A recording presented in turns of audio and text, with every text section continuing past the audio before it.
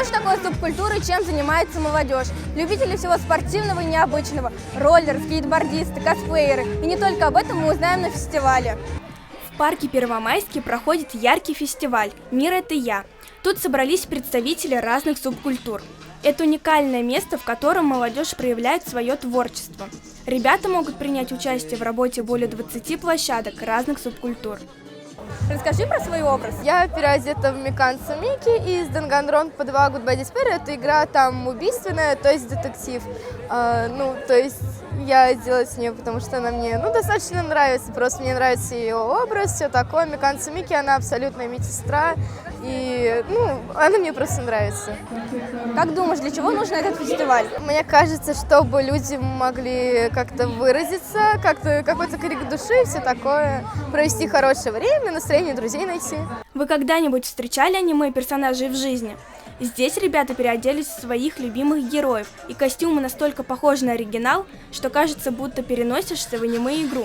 Представляете, на мероприятии гости могут выйти перед сценой и танцевать под песни с популярных аниме. А на танцевальной площадке соревнуются школы современных танцев. Ребята выходят по одному участнику с каждой команды на сцену и показывают свои умения под песню, которую им поставят. То есть у них полная импровизация. Сколько бы ни было представлено разных субкультур, но самыми заметными и яркими были косплееры, представители из аниме и компьютерных игр. Одна из них рассказала о своем персонаже.